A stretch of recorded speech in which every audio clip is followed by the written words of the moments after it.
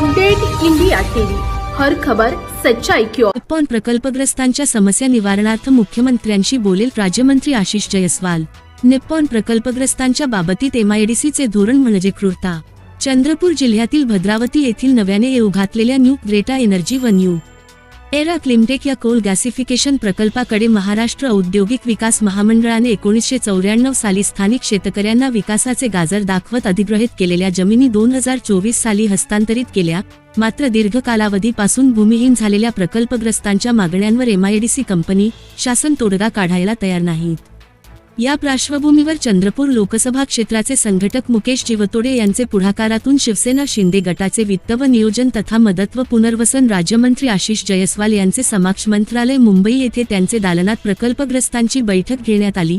याप्रसंगी प्रकल्पग्रस्त शेतकरी, राज्याचे अपर प्रधान सचिव, मुख्य सचिव, एमआयडीसी प्रतिनिधी आदी उपस्थित होते। 30 वर्षापासून अधिग्रहित जमिनीवर कोणताही औद्योगिक व कृषी विकास करण्यास एमआयडीसी सपशेल अपयशी ठरली असल्याने प्रकल्पग्रस्तांना सानुग्रह अनुदान व तत्सम सुविधा मिळायलाच पाहिजे या दृष्टीने राज्याचे मुख्यमंत्री देवेंद्र फडणवीस यांच्याशी चर्चा करून तोडगा काढण्याचा नक्कीच प्रयत्न करील असे त्यांनी आश्वस्त केले।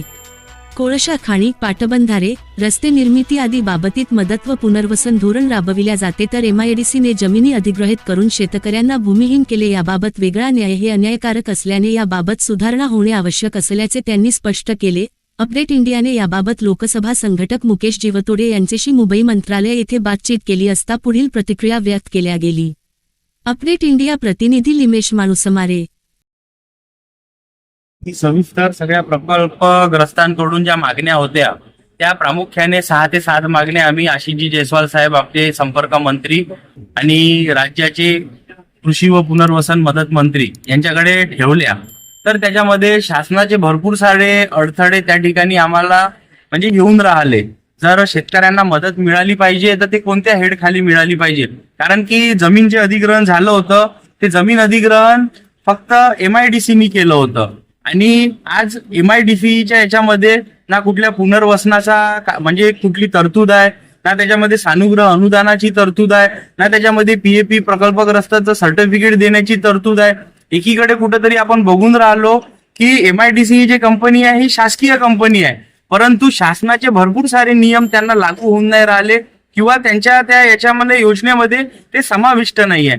जसं इरिगेशन डिपार्टमेंट असो, WCL असो, यांच्यामध्ये जे प्रोव्हिजन दिलेलं आहे तसं प्रोव्हिजन कुठलंही एमआयडीसीच्या याच्यामध्ये दिलेलं नसल्यामुळे शेतकऱ्यांना जो लाभ मिळाला पाहिजे तो लाभ कुठेतरी मिळण्यामध्ये अडथळे निर्माण होऊन राहिले आहेत। परंतु आमचे संपर्क मंत्री आशिषजी जयस्वाल साहेब यांनी शेतकऱ्यांना कुठेही अन्याय होणार नाही व त्यासाठी त्यांनी आम्हाला काही मुद्दे दिले आहे की किती शेतकरी आहे, कोणत्या कोणत्या जातनिहाय कोणत्या कोणत्या कॅटेगरीचे शेतकरी त्याच्यामध्ये समाविष्ट आहे, कुठल्या शेतकऱ्याची जमीन कुठल्या कंपनीमध्ये गेलेली आहे, त्याच्यानंतर कोर्टाच्या याच्यामध्ये जे आपला आता PIL आपण दाखल केलाय त्याच्यामध्ये कुठल्या मुद्द्यावरती आपण मांडून राहिलो आहोत, असा पूर्ण अभ्यास करून तुम्ही सगळे कागदपत्र आमच्याकडे द्या।